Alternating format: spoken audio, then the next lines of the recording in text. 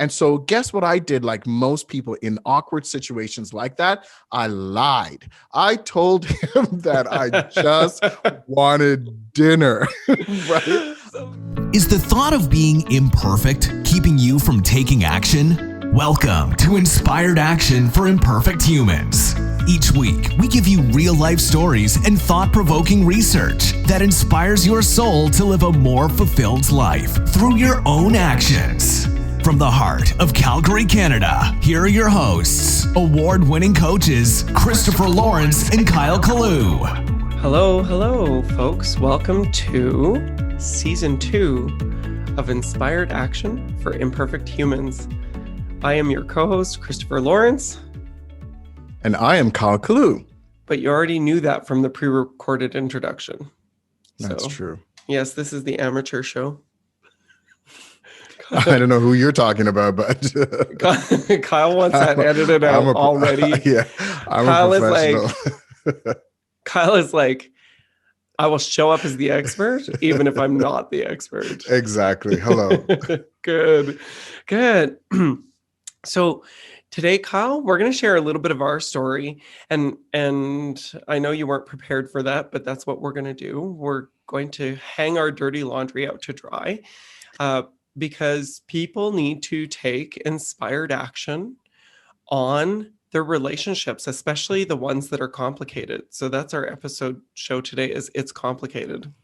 I know we're just into this, but okay. A couple of things. Let me just back up. We are so excited for this. We're so excited. It's years in the making. I please know when I say it's year in the making. We have been thinking about this moment for a long time, and to kick it off for season 2 is even better. But let me just step back from something here.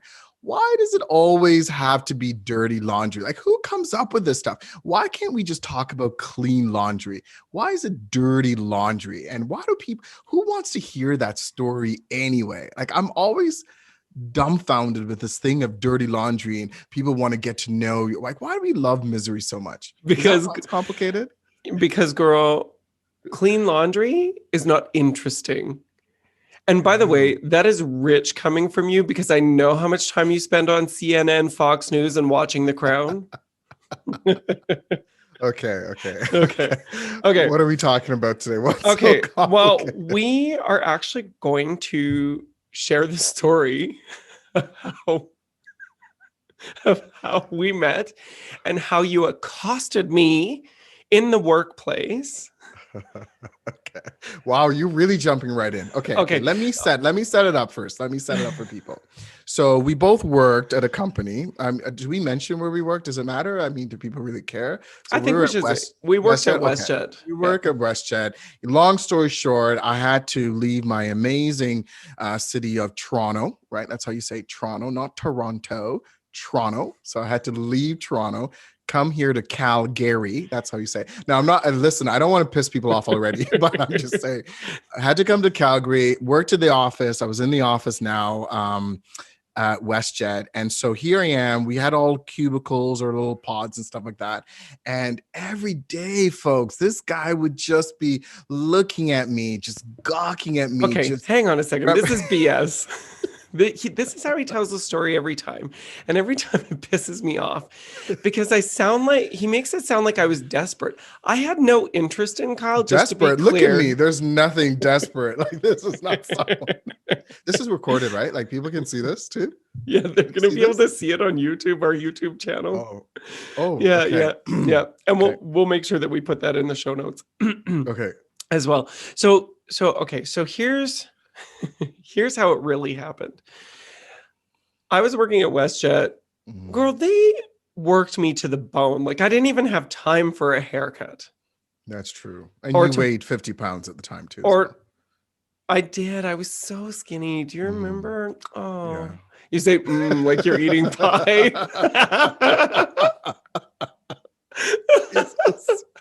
If no one follows us after this, I don't blame them. I kind of hope they don't now, actually. Skip this episode. Hit skip now. Oh, God. Well, cry. That's awkward. I'm married now. Oh, if you look at the YouTube, I didn't know how red my face could get. If you look at the YouTube, I'm like watching myself right now. I can see how red my face is. Oh, God. So I mean, I wasn't I wasn't really a looker. And then because I had worked so much, I took 3 weeks off and I went to Europe, and it was a life-changing experience. I think travel changes people. That's a good point. And so I came back and I'm like, I started traveling more. I went to Vegas and I went to those, the what do they call it? The outlet malls or whatever. The outlet mall. Bought a whole new wardrobe. Like I couldn't believe it. I filled the trunk of the car for like $800 or something. Was it 800? I thought it was just over $1,000 because no, it's $800. Okay. Okay. I think it was 800 Canadian. Is what it worked out to be. But then, then I come back and I'm dressing nicer. I got a haircut, and all of a sudden it's like every time I turn around, I see Kyle's little black bobbin head sticking out from the pods, looking at my ass, walking into the fucking kitchen. Here's the thing. I remember there's a couple things I remember. You did come back because you were away for a little bit. Then you came back, and then I think, because here's the thing. I love clothes. I'm not a fashion expert or anything. I love clothes. I love feeling good about when I wear my clothes. I love different options of clothes, and anyone who's ever watched or stuff or TikTok or whatever, that's a whole nother story. But I really love to be nice clothes. I mean, I love clothes and I play with clothes. And I think as a Black male, I think clothes are very forgiving and colors. So I think I could just wear about anything. Yeah, you have good clients skin tone. And people said like, wow, that would look good on you. There's no way I could pull that off. Yeah, exactly. But anyway, I cannot wear yellow pants, but you can wear yellow pants. Like, I don't. Yeah. Only Black people can wear colored pants, or people of color. I think we could get away with a lot, right? Especially a tan complexion, all that stuff. So anyway, so I remember you coming back and you did start to dress differently, and you passed by, and I was with two other ladies at the time in my little area. And ladies I was like, is a kind word for those two cows. Oh God, don't. I'm still friends with those people. Okay, please. No, actually, they were great people. But the reason why I say that is because that pod. It's complicated, guys. Remember, it's complicated. Was the gossip pod. Like you all were a bunch of cows about the gossip. I didn't get caught into a lot of that gossip. Okay. Girl, that was not an audio error. That was me. Make no mistake. I do like a little bit of a tea now and then. Okay, so I like to spill a tea now and then to hear a little stuff. But I'm actually I don't when I have work to do, things to do. I didn't want to jump into it. But here was my thing. So you walked by. So back to the story, folks.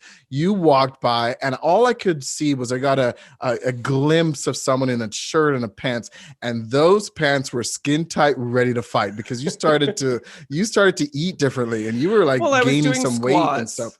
Yeah, is that what that is? And it showed on my butt. Okay. So anyway, you walked by, and I was just like, "Oh, who was that?" Because sometimes these people go in and out of these pods, and I actually remember pulling my head out just to try to get a glimpse before you had turned the corner, right? How the pod, and then the other two I was with are like, "Oh, that's Christopher." See, cows. They were total cows. Now listen, like, I love cows and I don't eat beef. So, so like if they're listening to this, you should know that I love you and I don't eat beef. But okay, so then the story progresses. You took an interest in me, really, is what happened.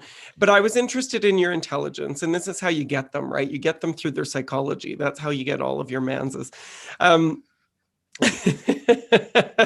Is that another way of saying I manipulate people? Is that another way of saying? You said it, girl. So I'll never forget the conversation. We'd been hanging out, we'd been chatting. You'd referred me to somebody. Kyle's all about leverage, which is why he's such an effective leadership coach, because he knows how to leverage. And so Kyle, he'd been helping me out with, some stuff at work, whatever. We'd been having good chats. And then he pulls me aside and he's like, I'd like to take you out for dinner. Girl, do you remember what I said? I said, "Hey, I'd love to take you out for dinner sometime." And the first response, his first response, some people are like, "Oh," like they'd be shocked. They'd be like, "Oh," or "Oh, well, okay," or maybe they expected they would say, "Oh, really? When and where?" Or they'd say, "Hey, I'm not really interested," or "Oh, I'm," whatever. No, this B did not say that. This one said, "What are your intentions?" Girl, Right? the only He thing I said, missed was for my "What daughter. yeah, what are your intentions?" Which was interesting. That was a little bit of a trigger because way back when I wanted to take Michelle out, from elementary school side, her dad actually had that conversation with me too, right? About what's your intentions with my daughter, which I thought that's another episode. We have to write that down somewhere because one of the things I learned, it's not that he wanted me to marry his daughter, but he wanted me to have an intention about being with his daughter, which I thought was really interesting. But anyway, guys, you gotta have to come back to hear that episode. But he just said right away to me, "What are your intentions?" Now, it literally caught me off guard. And I like to think I'm quick on my feet. I like to think that I could, no matter what a situation, I could, but I'll be honest with you, I was actually speechless. And those who know me is shocked by that. Now, being speechless doesn't mean I don't have anything to say. I just mean like I didn't know what I was going to say to that. And so guess what I did, like most people in awkward situations like that? I lied. I told him that I just wanted dinner, right? So, but of course we didn't go out for dinner. So I No. accepted. We went out. Oh no, what I said No. first was okay, because if you're thinking of dating me, I'm not dating anyone until March. Okay. Girl, let's just be clear on record. It was April. Okay. All So right. I wasn't going to date Folks, for did a you hear year. that? Did you hear that? In April, he told me he has no intentions of dating until March. And again, another reason why I was speechless. And so what did I do when someone says that? Because you're trying to play it cool, right? You're trying to get your game on and you're trying to say, "Oh, that's okay." Right. But I knew, well, no, it wasn't okay. But I didn't say any of those things, right? I just said, I'm just going to go with it. That's fine. And then after that, I started to strategize. I said, you know what? I'm going to get him to break that commitment. Now Well, all I heard was ding, ding, ding, ding. I'm going to get him to it's break it. because you like a challenge, Kyle. Like here's the thing. Kyle's on TikTok, okay? Is Oh, we're going to bring up TikTok it's already? yes, Like we are. episode He's one? at Chancellor Clue, and he has some thirsty bitches that follow him. You've got over 300,000 followers on TikTok. Yeah, about 327. And Not that I was everybody counting. knows Yeah. it's because your butt looks good in whatever you wear. Girl, he's got one of those beautiful bums. Such a waste. Anyway, we'll get into that another day. But there are some thirsty people on there. But here's the thing. If you want to date Kyle, you have to be an ongoing challenge. I No, hear it's that. true. It's true. I And know. it's how you live your whole life, because anytime when you get into the workplace, and this is why you're so much better as a coach than as an employee for a company, because when you get into a workplace, you come in, you turn it around, you rescue it, and then they don't want to change anymore, right? They want to wrap their arms around the success and they want to stop. And then you're bored and you need to move on, which was a little bit of kind of what our relationship turned into. Although, to be fair, I was an ongoing challenge. Let's be fair. Did they hear you in the back road? Let the church say amen. Yeah. So I'm gonna fast forward this story a little bit. Right. So we have dinner at Kyle's because he's a phenomenal cook. We have dinner at Kyle's. We're baking some cookies, and I mean, first date, and of course, I don't know, he gave me lemon gin. So if you know about lemon gin, that's okay. Folks, so that is not true. We attempted to make cookies. Okay, what kind of podcast? What are we actually? Because they don't need to know all that. No, but this is the point: is that it's complicated, right? So we did start, not right away. We didn't date for a year, but we hung out, and that's true. And basically we were dating, So, but during that time, we formed a really wonderful friendship. And then, I'm speeding up a little bit to kind of get to today because, we started we started dating, then we kind of weren't dating, then we started dating again. And we got engaged. We moved in together. You really fast forward that story. Yes, girl. Well, I'm trying to skip the dark parts that make me look bad. So we started dating. We got engaged. We moved in together.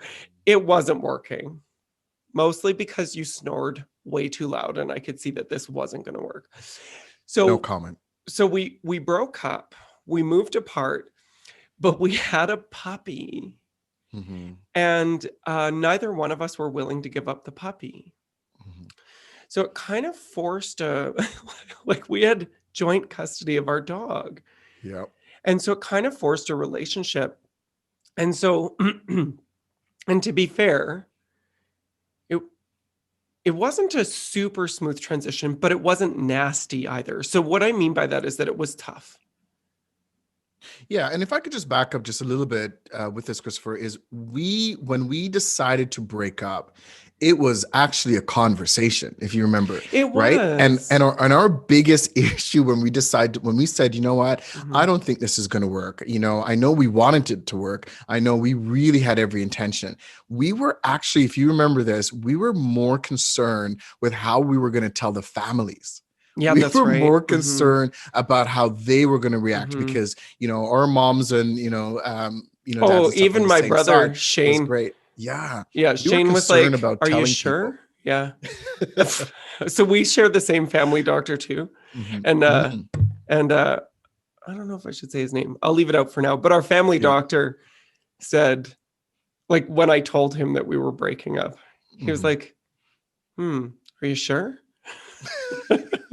Because he told me you've been so consistent in your life and things and all these things that mm-hmm. happened for us to be together because of that friendship. So anyway, so the only point I wanted to make with that is it was a conversation. There was no blow up. There was no, and then like it was a conversation for us to say, you know what?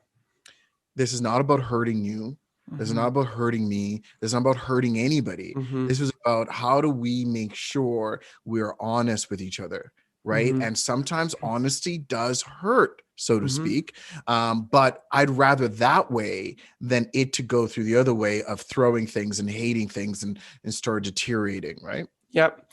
So we broke up. We kept our relationship going because of the dog. And just from the perspective of, we were chatting and we were so accustomed, Kyle, to having chats every single day that even though we lived apart, we were still talking sometimes and it wasn't mm-hmm. always easy. And then I was having some issues with a condo and I was president of the condo board and I didn't want to live there anymore because it felt like I was working from home. Of course, right now everybody's working from home, so get used to it and suck it up. But then you got a contract with WestJet. I had left WestJet at this time. You had gotten mm-hmm. a contract with WestJet to go work down in Jamaica for a year, right? And your renter for your place had fallen out, yeah. And so I said, "Let me help you out. I'm going to move into your place. I'm going to rent my place out because I can manage it." So I lived in your place and you wanted to see the dog. So we were like FaceTiming, actually Skyping. Skype, yeah. We were Skyping every day. There was no FaceTime yet. No. We were Skyping every day while you were in Jamaica so you could see the dog. But I wasn't just going to like hold the dog up to the camera, right? So we had some really good conversations. And when it came time for you to move back, we thought this is convenient. Let's save some money. And so we became roommates for, 5 or 6 years. Yeah. Can you imagine that, folks? And again, I know what you're thinking, and Christopher is going to address that thought in a second, I'm sure, because every time that happens when we tell the story, it does come up. So he's going to address that in a second. But of course, just to make sure we're all on the same page, to be clear, my contract ended. I'm now coming back to Canada. And then now we have to make the decision. Well, what do you do? Does he move back, or does he stay? Now, this time it's a 2-bedroom. So he was using the second bedroom anyway. And so now I'm going to move back to live with my ex fiance and also the daddy of my puppy. So Okay. That's where we're at. Okay. yeah, that's where we're at. So, but I don't know, like it was so funny because even when you were talking to your mom, I remember there was a comment saying that she had kind of commented that there was an opportunity to get some financial gain or something here by remaining roommates. So we lived in separate bedrooms, and all of our friends I'm going to use in quotation, all of our friends thought we were doing the hanky panky. Mhm. But we never did. There were moments Never. of true friendship, affection. Mhm. There were hard days, like there were some dark places in there for me where I would walk into your room, you'd have the TV on, I'd crawl into your bed, and you would just, you'd hold me sometimes if Mhm. if I cried. It wasn't very often, but Mhm. it was a friendship. And it was interesting because as I dated, Kyle doesn't date people, okay?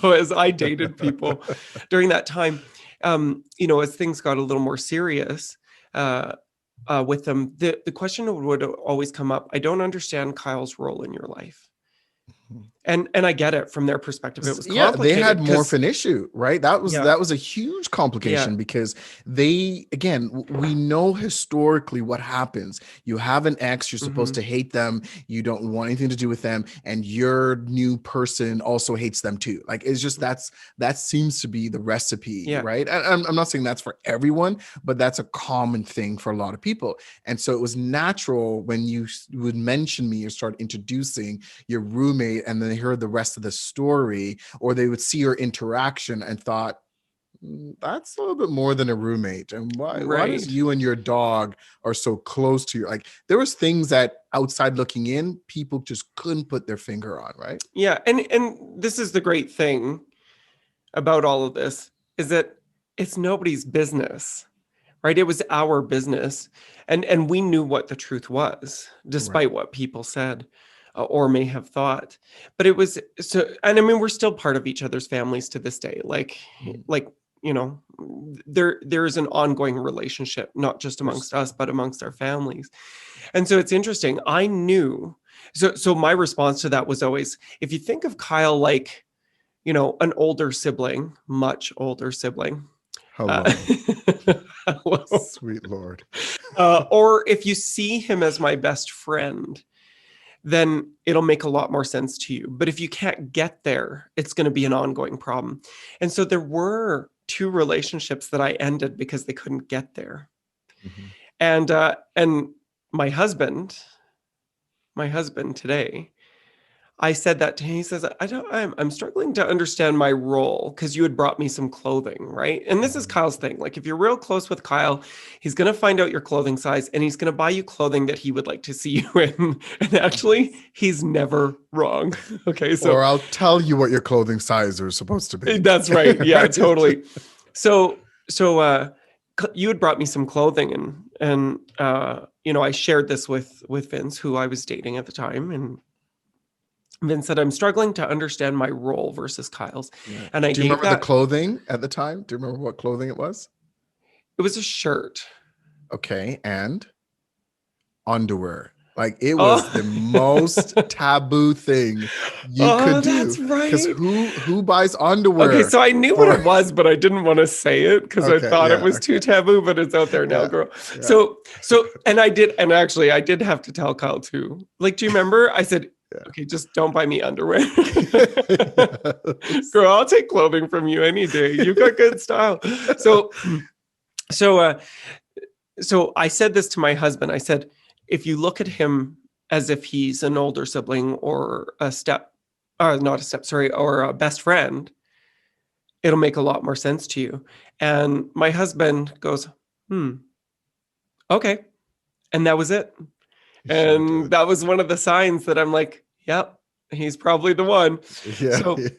So fast forward a few years later, I start a life coaching business, and Kyle is a tremendous support through that. Kyle decides it's time to leave his previous organization. He gave them an ultimatum. He says it's going to be this or this, and one of the thises was, you're either going to have to let me go or something else is going to happen. And they chose to let him go. And I said, hey, do you want to join my business?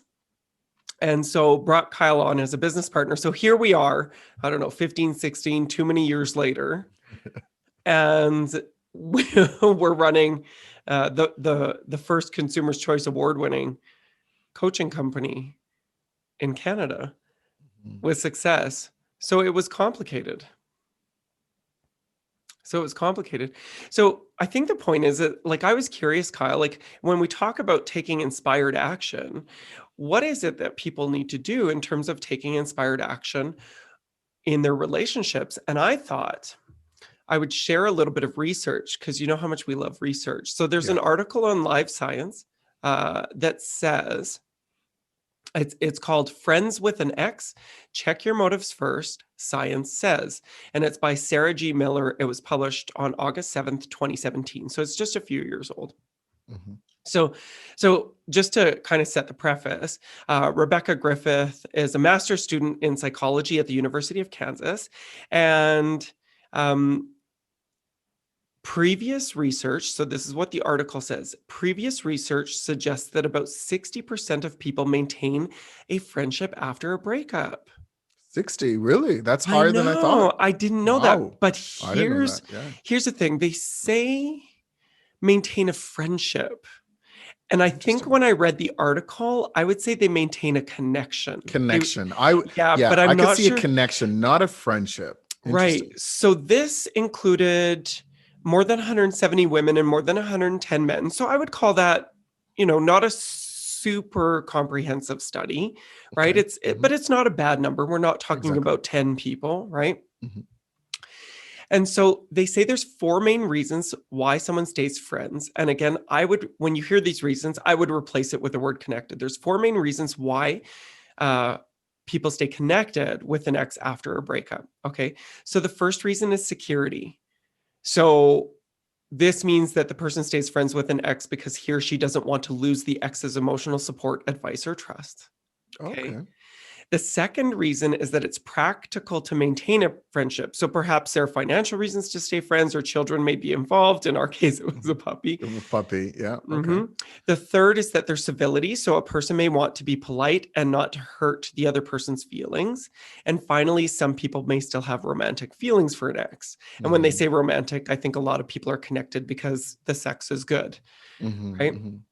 So researchers found that the reason people chose to remain friends is associated with how long the friendship will last.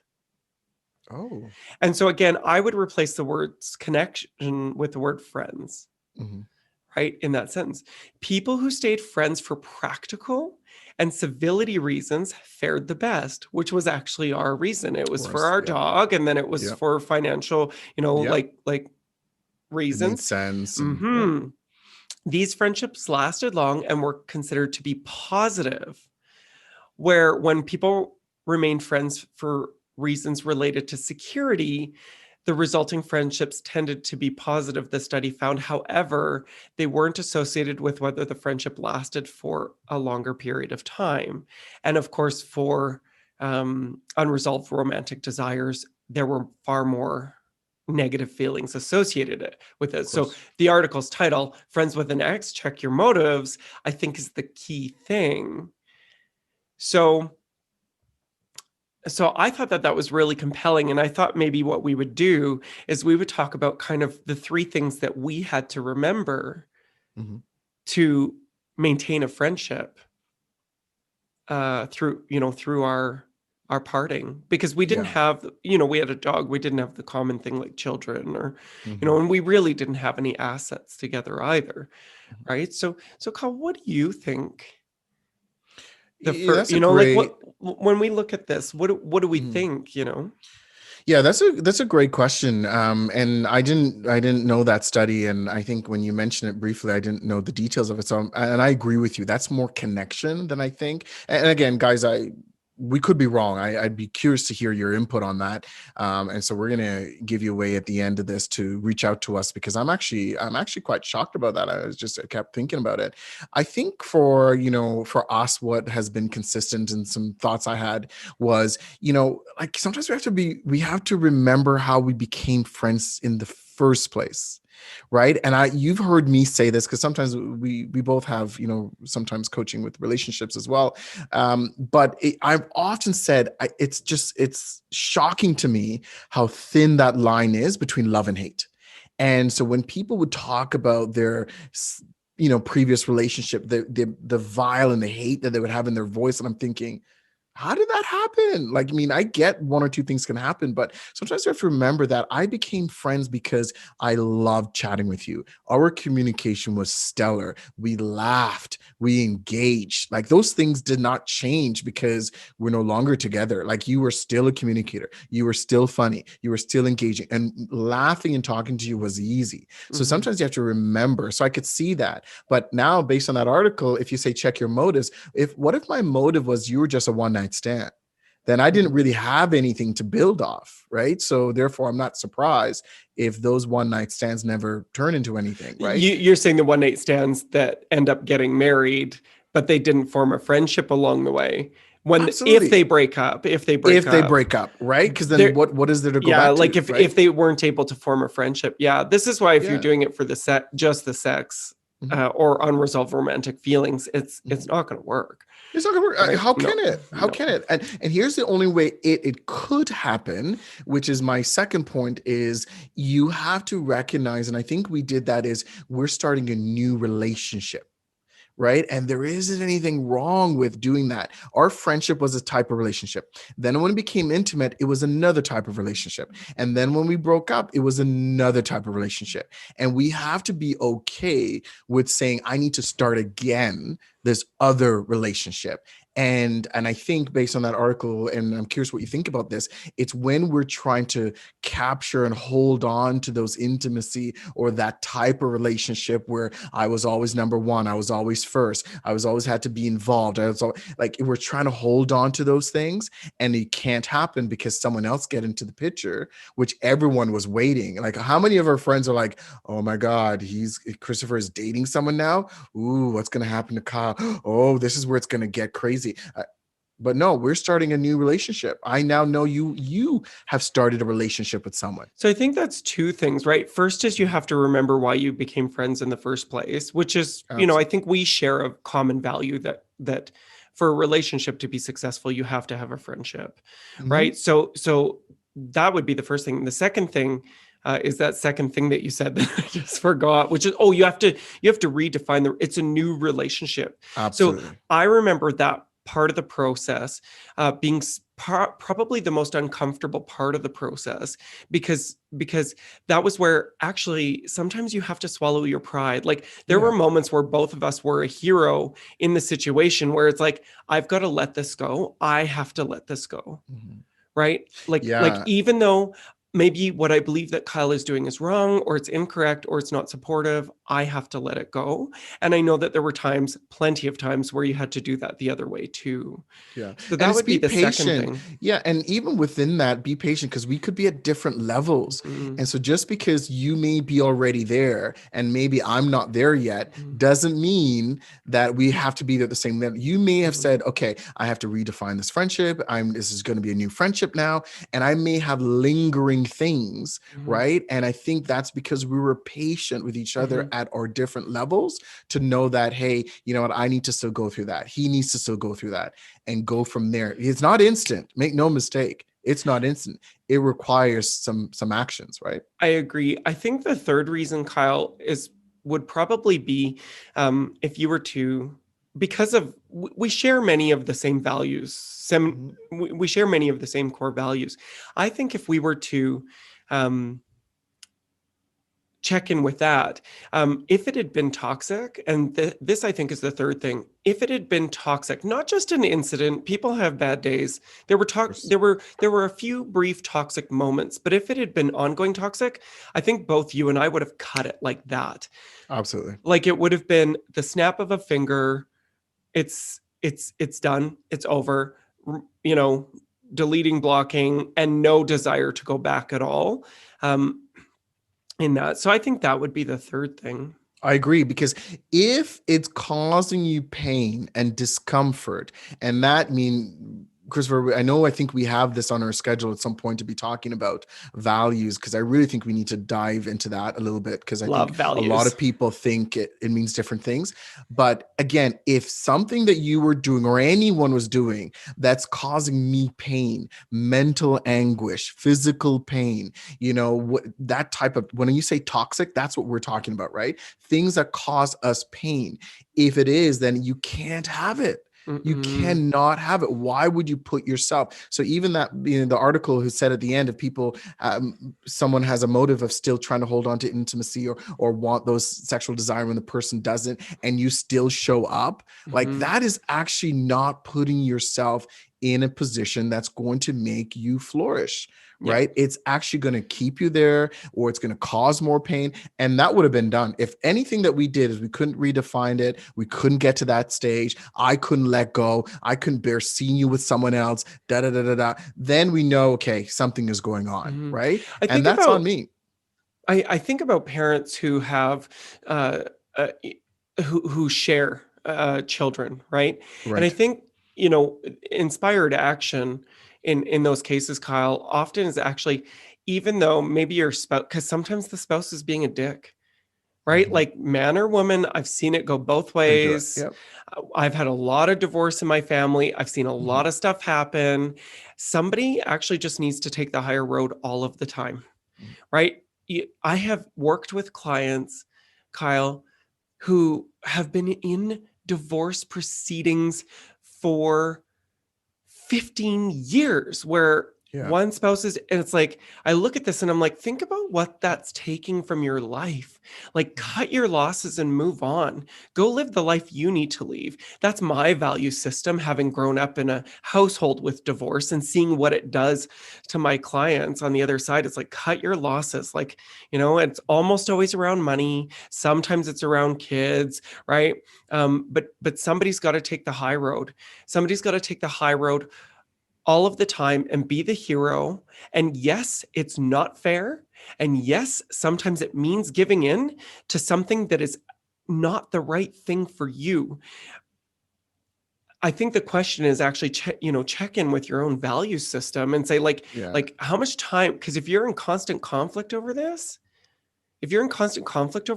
that's taking away from you. It's not giving to you. So you have to change the game for yourself, regardless of what the other person does, because you're not ever in control of what they're doing. Bingo. And if you don't, that's how you stay in complication.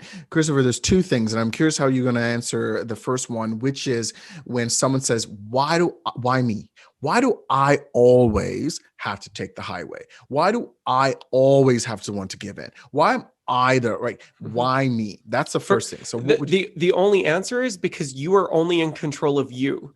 So when Amen. you look in the mirror at the end of the day, what do you want to know that you have done? What model do you want to show for yourself? Because the decisions you're making today define your future self.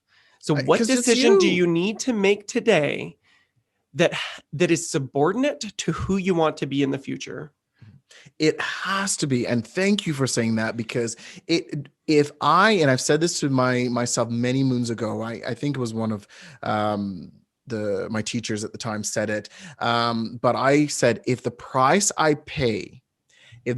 have to pay to be a good person, that means I will come up last, then I need to be okay with coming last. Because if I have to be first and sacrifice my integrity, who I am as a person, my values, all this other, it doesn't make sense. The Agreed. second part of this was what, and I want to just throw this in Yeah, here really what's the quickly. question? Not really a question, but more around the reason why these folks who are still fighting, it's because they're still connected, right? No matter good or bad, they're still connected. If you and Yes. I are fighting over the kid, you and I are fighting, it's still that connection they Mm, want based off results, like it or not. You're still, because if you truly wanted to break that connection, you would say, oh, you know what? I need to do this. I need to let them mhm. go. I need to, Yep. and I think that's the challenge, is they don't realize they're still connected, even during a fight, even during a toxic situation. They're still connected, so they need to be able to take inspired actions. And what exactly is that anyway? Well, so this is the question, right? So I think the the answer to your question is inspired action is actually about not waiting for perfection, not waiting for self-confidence, not waiting for anything, but remaining imperfect as a human being and taking action anyway because you're inspired to do so. So I actually have a question for our listeners. And the question is this: for any relationships where it's complicated in your life, what is the inspired action that you need to take today in the next 24 hours? We want to hear from you. On the outro, you're going to hear about a few ways to get in touch with us. Yes. We want to hear from you. Stay inspired and be imperfect. And in the next 24 hours, take action on one of your relationships where it's complicated. It's our goal to build a global community of inspired action takers, and we can only do that with your help. So if you love inspired action, please leave a review on your favorite podcasting app and share us on your socials. You've heard from us. Now we want to hear from you. Go to inspiredactionpodcast.ca and tell us, what is the inspired action you took this week? Next week on Inspired Action for Imperfect Humans. I make assumptions that the reason why you're asked is because of the color of your skin. And it's an assumption. Yeah. It is an assumption, right? It's like, well,